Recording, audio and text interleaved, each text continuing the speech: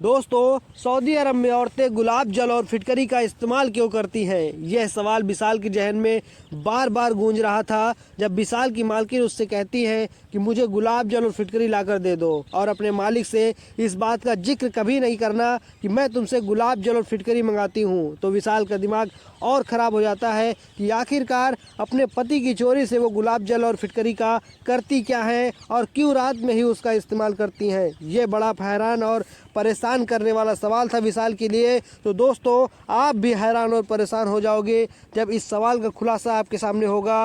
विशाल जो है वो हिंदुस्तानी नौजवान सऊदी अरब जाता है कुछ पैसे कमाने के लिए, और वो एक मालिक का ड्राइवर था। उसको गाड़ी चलानी आती थी, इसलिए ड्राइवरी पर एक औरत उसको रख लेती है। सैलरी भी उसको अच्छी खासी देती है, लेकिन उस औरत का पति उसके पास नहीं रहता था। वो दूसरे मुल्क में रहता था और कभी कभी हफ्ता 10 दिन के लिए उसके पास आ जाया करता था। तो दोस्तों, विशाल उस औरत को चाहने लगता है। उसके बाद क्या होता है और गुलाब जल और फिटकरी का राज क्या है, बड़ी इंटरेस्टिंग कहानी है। दोस्तों, आपसे एक ही रिक्वेस्ट है, यदि अभी तक वीडियो को लाइक नहीं किया है तो वीडियो को लाइक कर दे और चैनल को भी सब्सक्राइब कर दे। तो दोस्तों, शुरू करते हैं।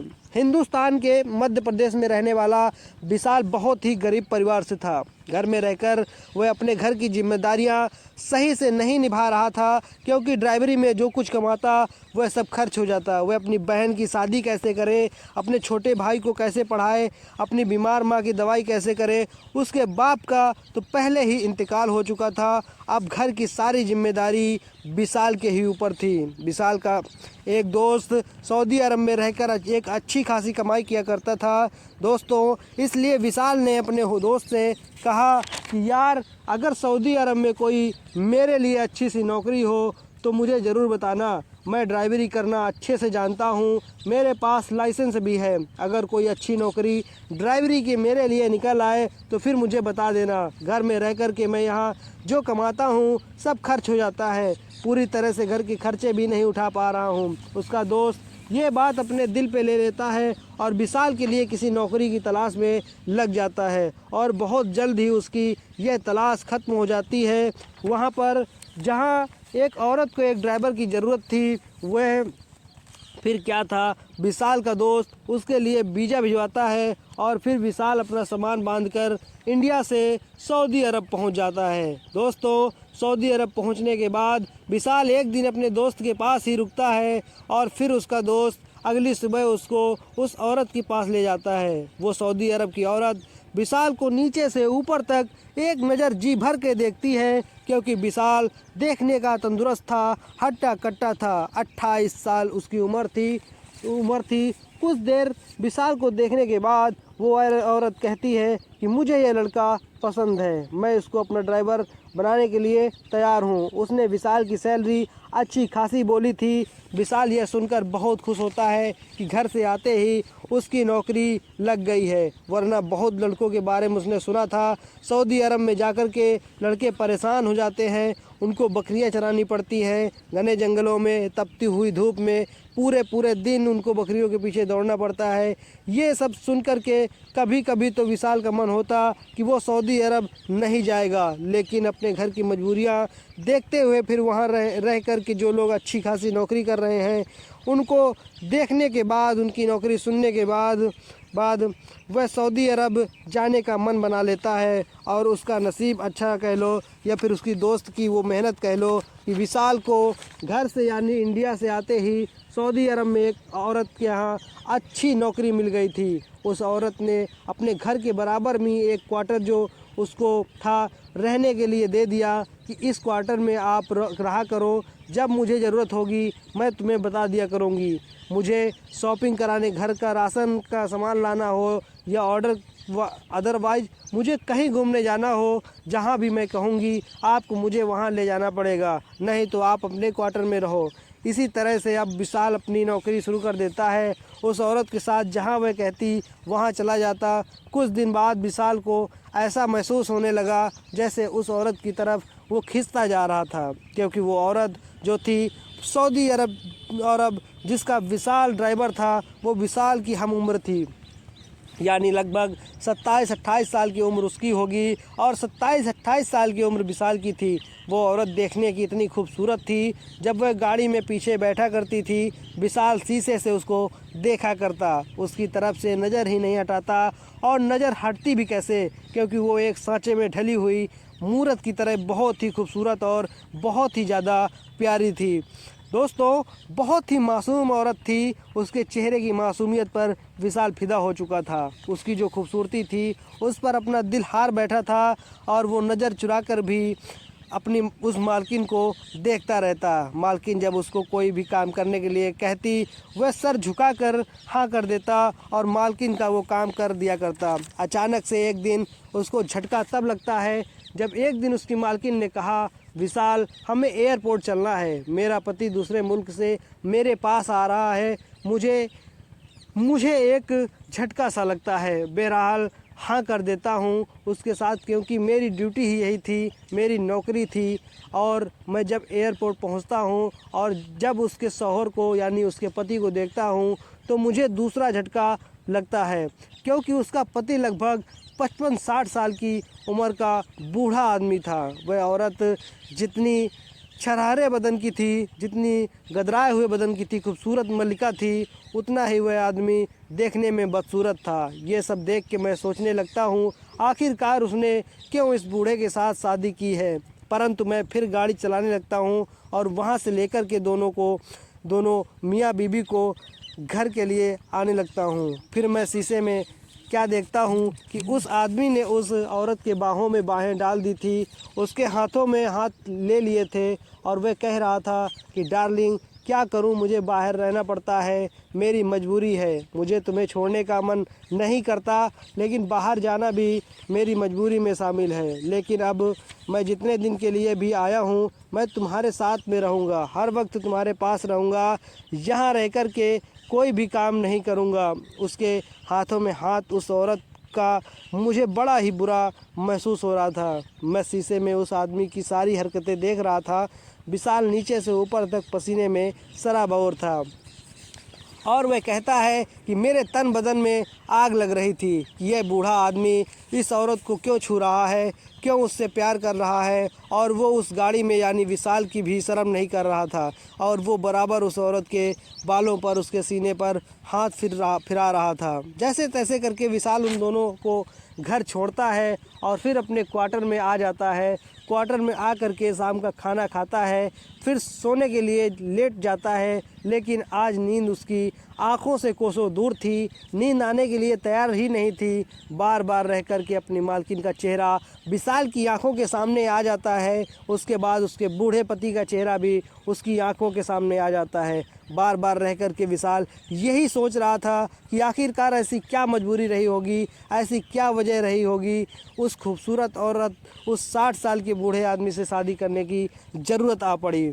यह क्या वजह हो सकती है, वो सोच सोच कर अपने आप को परेशान कर रहा था। उसका दिमाग ख़राब हो रहा था। कभी वो इधर करवट लेता तो कभी वो उधर करवट लेता, कभी तकियों को अपनी आंखों पर रखता, कभी अपने मुंह पर रखता, सोने की कोशिश करता, लेकिन नींद उसको नहीं आ रही थी। रह रहकर उसे यही ख्याल आ रहा था कि वो औरत अपने शौहर की बाहों में होगी और वो आदमी इस टाइम उसके साथ क्या क्या कर रहा होगा, क्या उसको प्यार कर रहा होगा, क्या वो उससे बातें कर रहा होगा, क्या उनके जिस्म पर कपड़े भी होंगे या नहीं होंगे। ये तरह तरह के सवाल विशाल के दिमाग में आ रहे थे और उसका दिमाग फटा जा रहा था। वो सोचता था कि मैं कैसे बर्दाश्त करूं इतनी खूबसूरत औरत को, जो कि आदमी उसका ना ही तो खूबसूरत है और ना ही जवान है। इसी कशमकश में सुबह हो जाती है और सुबह जब वो औरत उससे पूछने के लिए कहीं जाना है या नहीं जाना है, घर में पहुंचता है तो बाहर लॉबी में ही दोनों पति पत्नी बैठे हुए थे और उसके आदमी ने उसको अपनी बाहों में लिया हुआ था, उससे बिल्कुल सटा हुआ बैठा था और उसकी गर्दन में हाथ डाले हुए लगभग उसके मुंह से मुंह लगाने के लिए तैयार था। लगभग दोनों ऐसी स्थिति में थे, दोनों एक दूसरे को निहार रहे थे और प्यार कर रहे थे।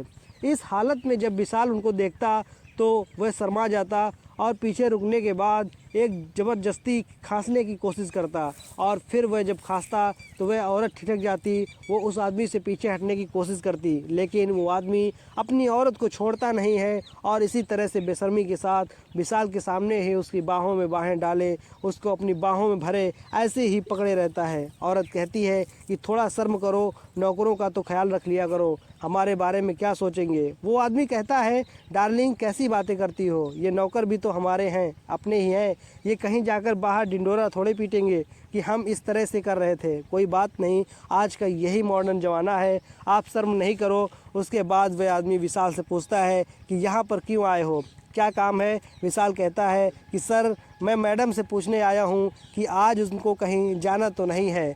वो आदमी कहता है कि आज तुम्हारी मैडम कहीं नहीं जाएंगी, आज ये पूरा दिन मेरे साथ रहेंगी, क्योंकि मैं काफ़ी दिन बाद बाहर से लौटा हूँ। अब जितना भी तुम्हारी मैडम का वक्त है वो मेरे साथ गुजरेगा, इसलिए आज दिन की तुम्हारी छुट्टी है, चाहो तो कहीं घूमने चले जाओ, और कहीं नहीं घूमने जाना तो खाना खाओ और आराम करो, जब कहीं कहीं काम होगा तो हम तुम्हें बता देंगे। उसकी बात सुनकर विशाल वापस जब अपने क्वार्टर में आता है तो रह रहकर उसको फिर दोबारा से गुस्सा आने लगता है कि बूढ़ा आदमी कितना बेशरम है, उसने मेरा ख्याल भी नहीं किया और उसको छोड़ा भी नहीं, और बराबर उसके बाहों में बाहें मेरे सामने ऐसे ही डाले रखा। इतनी उम्र होने के बाद कुछ तो उसे लिहाज होनी चाहिए, कुछ तो शर्म होनी चाहिए। कभी कभी तो विशाल के दिमाग में ये बात आती कि अभी उस आदमी का मर्डर कर दे, लेकिन वहाँ की हुकूमत और वहाँ के कानून के बारे में विशाल ने खूब सुन रखा था कि यहाँ मौत की सज़ा मौत है, यहाँ खून के बदले खून है। अगर आपने किसी तरफ नज़र उठाकर गलत नज़र से देखा तो उसकी भी सज़ा है। हाँ, अपने हिंदुस्तान जैसा कानून यहाँ पर नहीं है। सऊदी अरब का कानून बहुत ही कठोर है, बहुत ही सख्त है, इसलिए वह अपने गुस्से को कंट्रोल कर जाता है, अपने गुस्से को पी जाता है। उसके बाद कुछ देर बाद, लगभग 1 घंटा ही गुजरा था, विशाल अपने क्वार्टर में आराम कर रहा था कि वह औरत आती है और उसके क्वार्टर का दरवाज़ा खोलती है। विशाल जस का तस जैसे पड़ा था। विशाल अपनी मैडम को देख करके उठकर बैठने की कोशिश करता है, लेकिन वो मैडम कहती हैं कि नहीं नहीं विशाल, लेटे रहो, बस मैं तुम्हारे पास काम के लिए आई हूँ, मेरा एक काम करना है तुम्हें। विशाल एकदम से उठकर बैठ जाता है और कहता है, बताइए मैडम क्या करना है। तो वो कुछ पैसे विशाल को देती है और कहती है, लो, आज मेरा पति बाहर नहीं जाने देगा, वो मुझे छोड़ता ही नहीं है, जब से आया है बस हर वक्त मुझे पकड़े रहता है, इसलिए मेरा बाहर जाना नहीं होगा। ये पैसे लो और जिस स्टोर से मैं सामान खरीदती हूँ उस स्टोर पर जाना, मेरा नाम लेना और कहना मैडम ने गुलाब जल और फिटकरी मंगाई है, वो तुम्हें दे देगा। और हाँ, उनसे ये भी कहना कि मैडम के पति भी आ गए हैं, इसलिए वो फिटकरी और गुलाब जल की मात्रा दुगनी कर दे। विशाल उसकी ये बात सुनकर हैरान और परेशान हो जाता है। वह चक्कर पड़ जाता है कि आखिर मैडम फिटकरी और गुलाब जल का क्या करेंगी, और फिर पति के आने के बाद मात्रा दुगनी कर दे, इसका क्या मतलब है। बहरहाल वह अपने सर को छटकता है और चला जाता है उसी स्टोर पर जहां से उसकी मैडम सामान खरीदती थी, राशन और वगैरह खरीदती थी, और जाकर के वो उस दुकानदार से कहता है कि मेरी मैडम ने आपसे जो रोज़ाना गुलाब जल और फिटकरी ले जाया करती हैं, उन्होंने आज डबल मात्रा में मंगाया है। वह दुकानदार हंसता है, मुस्कुराता है और फिर फिटकरी और गुलाब जल ला कर के उसको देता है, और फिर वो फिटकरी को और गुलाब जल को लेकर अपनी मैडम के पास आ गया और वापस अपनी मैडम को वो सामान लेकर दे दिया। जैसे ही वो सामान उसकी मैडम ने उसके हाथों से पकड़ा, उसने उसकी तरफ देखकर मुस्कुराया और नज़रें नीची करके अंदर जाने की कोशिश करने लगी, और फिर वापस आई और कहने लगी कि मैंने तुमसे एक बात कही थी कि कभी भी अपने मालिक से ये बात मत बताना कि मैंने तुमसे गुलाब जल और फिटकरी मंगाई है। फिर एक बार विशाल का दिमाग ख़राब हो जाता है। फिर उसने दूसरे नौकरों से पूछने की कोशिश की, आखिरकार मैडम ने गुलाब जल और फिटकरी किस लिए मंगाई है। वो नौकर भी हंसने लगते हैं और कहते हैं कि कैसी बात करते हो, यहाँ की औरतें तो गुलाब जल और फिटकरी की शौकीन होती हैं। मैं और भी परेशान हो गया कि शौकीन होती हैं, आखिर कोई ये बताने को तैयार नहीं है कि वे कैसे लगाती हैं, क्यों लगाती हैं, कहाँ लगाती हैं, किस लिए इसको इस्तेमाल करती हैं। फिर मैंने सोचा कि मैं जाकर उस दुकानदार से पूछता हूँ। विशाल दुकानदार के पास पहुँचता है। उस बूढ़े आदमी ने उसको जब दुकान की तरफ आते हुए देखा तो उसने मुस्कुरा कर के कहा, क्या गुलाब जल फिटकरी कम पड़ गए हैं जो तुम्हारी मैडम जी ने दोबारा लेने के लिए भेजा है। वह कहता है कि ऐसा नहीं है सर, मैं बस आपसे ये पूछने आया हूँ कि ये औरतें सऊदी अरब में गुलाब जल और फिटकरी का क्या करती हैं। वो विशाल के चेहरे की तरफ देखता है और गौर से फिर मुस्कुराने लगता है और कहता है कि भाई, सऊदी अरब के अंदर गुलाब जल और फिटकरी की इतनी डिमांड है, औरतें मैं इधर सामान मंगाता हूँ उधर बिक जाता है, मैं डबल मुनाफे पर गुलाब जल और फिटकरी बेचता हूँ, इतना ऑर्डर आता है। मैंने पूछा, भाई ये सब ठीक है, मैंने सुन लिया, लेकिन तुम ये तो बताओ कि औरतें आखिरकार करती क्या हैं। ज़ोर से हंसता है और कहता है कि तुम ये जानने की कोशिश नहीं करो, तुम परदेसी हो, बाहर के हो, ये राज की बात है। अब ये राज की बात कैसी राज की बात अब ये राज की बात कैसी राज की बात क्या था इसमें राज। विशाल बड़ा परेशान था। वो फिर वहाँ पर अपने क्वार्टर में पड़ा हुआ बस इसी बात को सोचता रहता है और अपनी मालकिन के ख्यालों में उलझा रहता है। और वह यह भी सोचता था कि सऊदी अरब का कानून बड़ा ही सख्त है, अगर उसकी मालकिन को उसके बारे में शक हो गया तो वो उसके ऊपर गलत नज़र रखता है और फिर हुकूमत उसने उसकी शिकायत कर दी तो उसकी जान के लाले पड़ जाएंगे। लेकिन क्या करता, अपने दिल के हाथों मजबूर था, अपने दिल के आगे हार गया था। एक तरफ तो उनका दिमाग कहता है, विशाल तू ये गलत कर रहा है, यहाँ तू परदेश में कमाने के लिए आया है, तुझे अपनी मालकिन के ऊपर इस तरह की नज़र नहीं रखनी चाहिए। उधर दिल था कि ये मानने के लिए तैयार नहीं था।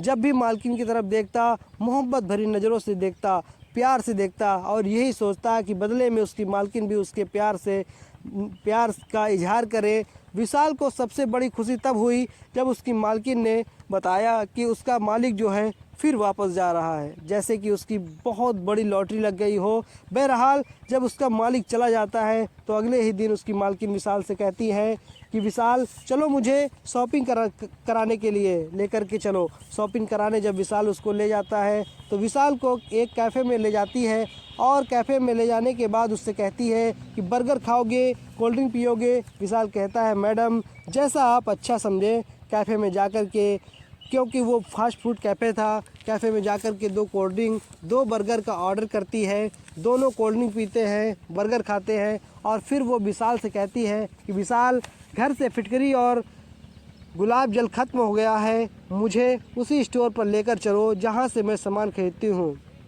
बस गुलाब जल और फिटकरी का नाम सुनकर के फिर विशाल के दिमाग में बिजली सी दौड़ने लगती है, जैसे कि उसको 11,000 का करंट लग गया हो। ये पहली थी जो सुलझने का नाम ही नहीं ले रही थी। वो अपनी मैडम से भी जब पूछने की कोशिश करता कि मैडम आखिर गुलाब जल और फिटकरी का तुम क्या करती हो, तो उसने कभी इस बात की हकीकत नहीं बताई कि थी। बस कभी मुस्कुरा रही थी, कभी आंखें चुरा लेती, कभी ये कहती कि तुम इन चक्करों में मत पड़ो, ये खास औरतों के लिए होता है, तुम जानकर क्या करोगे। आज विशाल ने पक्का इरादा कर लिया था कि अपनी मैडम से आज इस बात को पूछ कर ही रहेगा, आखिरकार इतने गुलाब जल और फिटकरी का रोज़ाना क्या करती हैं। अगर उन्हें इतनी ज़्यादा ज़रूरत है तो फिर एक बार में ही ज़्यादा लेकर रख ले। बहरहाल उसको स्टोर लेकर जाता है। स्टोर से वो अपनी ज़रूरत का सामान, गुलाब जल, फिटकरी वगैरह और भी ज़रूरत का सामान खरीदना था। खरीद करके और आज वो पीछे नहीं बैठती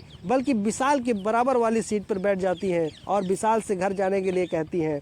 विशाल गाड़ी चला रहा था और फिर अचानक से वह अपनी मैडम से सवाल करता है कि मालकिन एक बात पूछूं, अगर बुरा ना माने तो। वह कहती हैं, बोलो क्या बात है। विशाल कहता है कि मैडम मैंने मालिक को देखा, मालिक का और आपका कोई भी मेल नहीं है और मुझे ऐसा लगता है कि तुमने मालिक के साथ अपनी मर्जी से तो ये शादी नहीं की होगी, ज़रूर ही कोई ना कोई मजबूरी आपके साथ रही होगी जो आपने मालिक से शादी की है।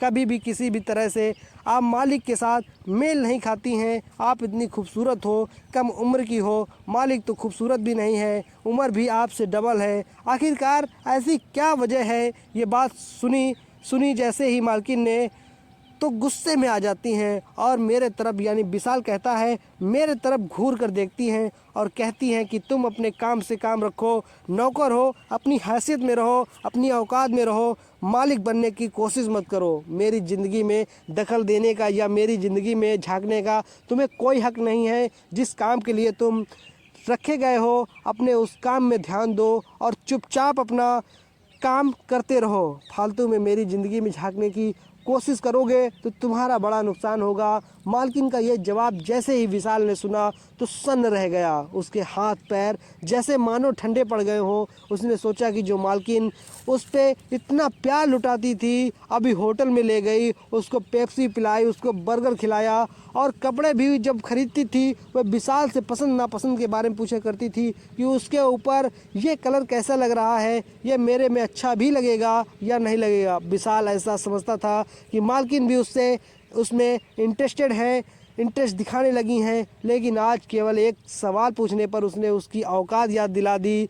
उसके दिमाग में जो मालकिन की तरफ से तस्वीर बनी हुई थी वह बिल्कुल धुंधली हो चुकी थी। बहरहाल विशाल बिल्कुल खामोश हो जाता है और लाकर के मालकिन को अपने घर छोड़ देता है, जाकर के अपने क्वार्टर में लेट जाता है और फिर यही सोचने लगता है कि मालकिन क्या वाकई में किसी मजबूरी के तहत या क्या मैंने उनकी किसी दुखती नब्ज में हाथ रख दिया है जिससे मालकिन जो है तिलमिला गई, गुस्से में आ गई। मुझे ऐसा सवाल उनसे नहीं करना चाहिए था। ये तरह तरह की बातें सोचकर विशाल सो जाता है और सुबह जब उठता है तो क्या देखता है कि उसके क्वार्टर के सामने यानी उसके दरवाजे पर उसकी मालकिन खड़ी हुई थी और कहती है विशाल बहुत देर हो गई तुम्हें सोते सोते, क्या रात को देर से सोए थे, मुझे शॉपिंग कराने नहीं लेकर चलोगे। विशाल चुपचाप वहाँ से उठता है, हाथ मुंह धुलता है और फिर बिना नाश्ता किए अपनी मालकिन के साथ चल देता है। मालकिन जब कपड़े वाले की दुकान पर पहुँचती हैं तो एक सूट एक ड्रेस का उठाती हैं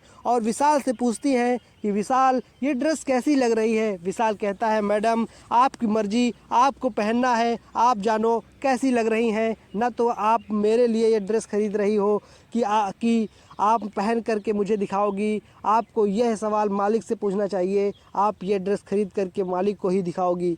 इसलिए मैं तो अनजान हूँ और मेरी इतनी औकात नहीं है कि मैं आपके लिए ये फैसला कर सकूँ कि आप पर कौन सी ड्रेस अच्छी लगती है और कौन सी ड्रेस नहीं अच्छी लगती है। यह बात मालकिन ने जब सुनी वह समझ गई विशाल उसको ताने मार रहा है। फिर वह ड्रेस वो वहीं पर दुकान पर दे देती हैं और कोई भी ख़रीदारी नहीं करती हैं और आकर के गाड़ी में बैठ जाती हैं। विशाल ये समझ रहा था कि शायद मैडम बुरा मान गई हैं। वो भी गाड़ी में चुपचाप आता है और फिर गाड़ी को चलाने लगता है, घर की तरफ बढ़ने लगता है। कुछ देर की खामोशी के बाद उसकी मैडम बोलती है कि विशाल मैंने जिस आदमी से शादी की है ये हकीकत है। तुम्हारा जो अंदाज़ा है बिल्कुल सही है कि मैंने अपनी मर्ज़ी से उससे शादी नहीं की है, एक मजबूरी के तहत, एक समझौते के तहत की है। मुझे तो यह भी याद नहीं है कि मेरे माँ बाप कौन थे।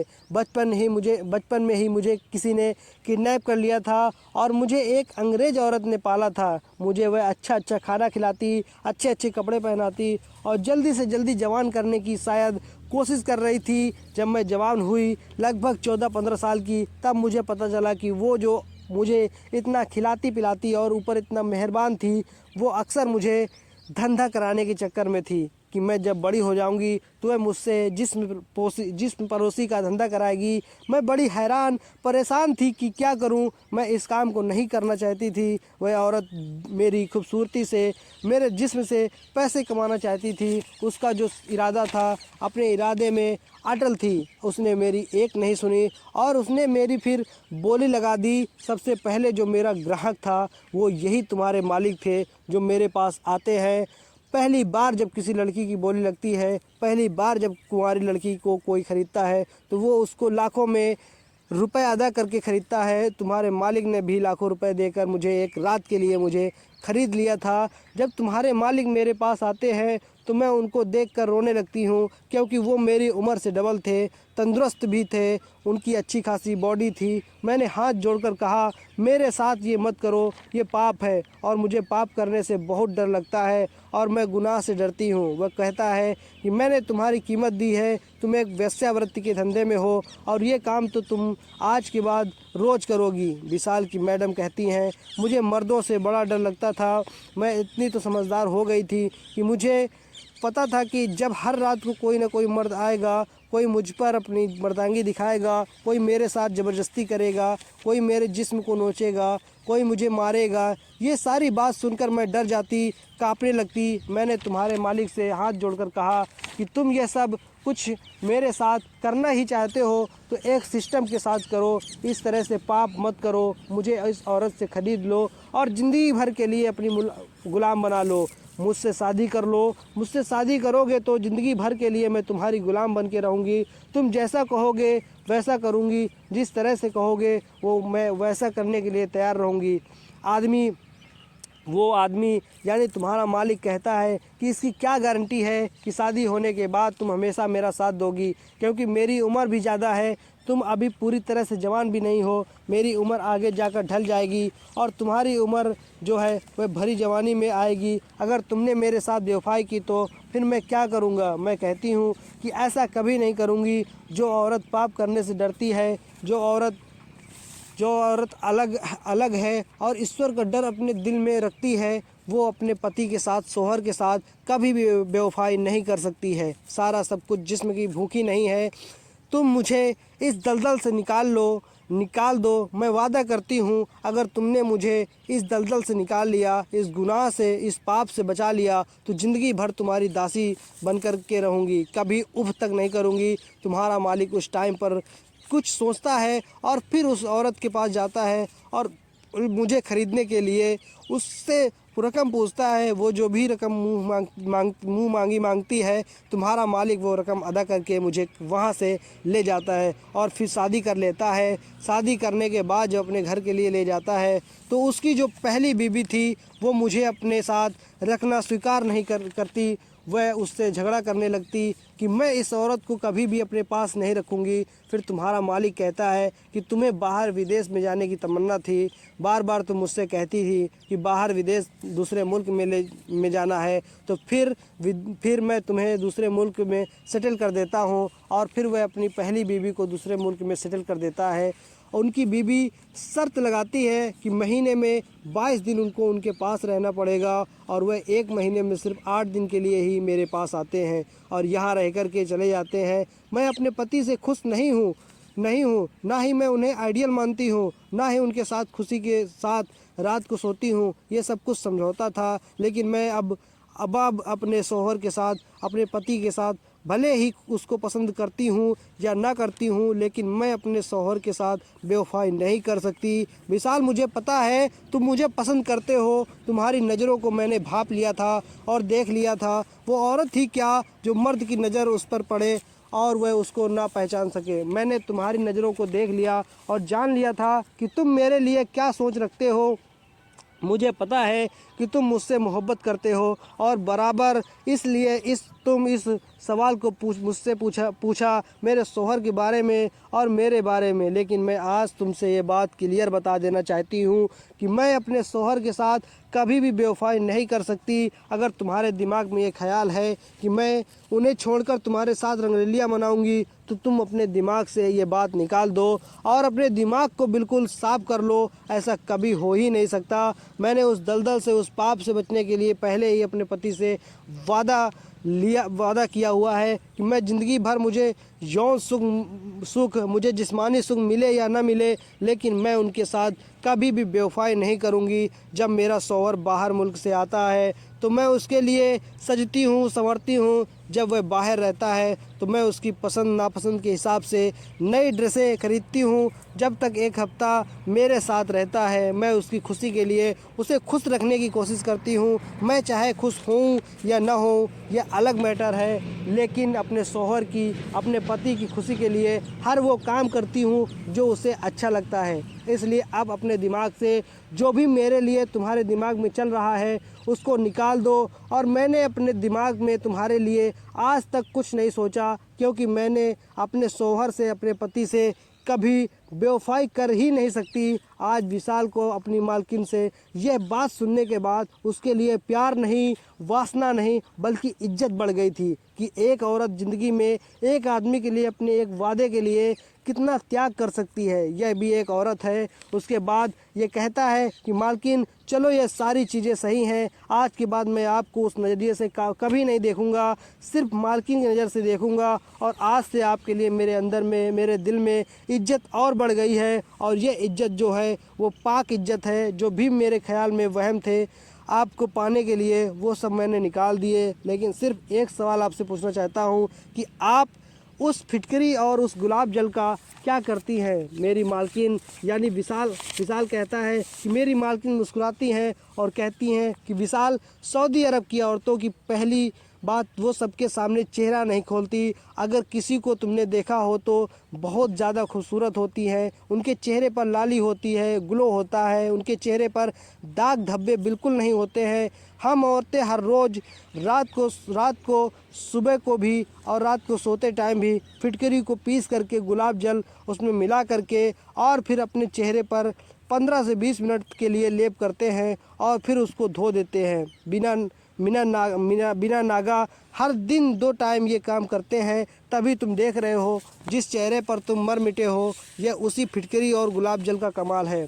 मेरे चेहरे में कोई भी दाना, बल्कि मेरे ही नहीं, सऊदी अरब की किसी भी औरत के चेहरे पर भी बहुत कमी ऐसी होंगी औरतें जो दाने मुँह से या वो झाइयाँ व सांवलापन मिलेगा। हम सऊदी अरब की औरतें इसलिए खूबसूरत होती है। मैंने कहा जब ये चेहरे के लिए है, मैं तो कुछ और ही समझ रहा था, पता नहीं मेरे दिमाग में क्या क्या आ रहा था। तो फिर इसको आप छुपाती क्यों हैं? वह कहती हैं औरतें अपनी खूबसूरती का राज हमेशा छुपा कर रखती हैं। वह किसी से भी ढिंढोरा नहीं पीटती कि मैं जो इतनी खूबसूरत हूँ, मैं ये चीज़ इस्तेमाल करती हूँ या फिर ये इस्तेमाल करती हूँ। बहरहाल ये गोपनीय बात है, इसलिए हर किसी से नहीं बताते और मैंने तुमसे भी नहीं बताई थी। उस दिन के बाद से विशाल अपनी मालकिन के लिए जहाँ भी जाने को कहती वहाँ जाता और इज्जत की नज़र से देखता। और फिर उसका फिटकरी और गुलाब जल के राज का पता चल गया था कि सऊदी अरब की औरतें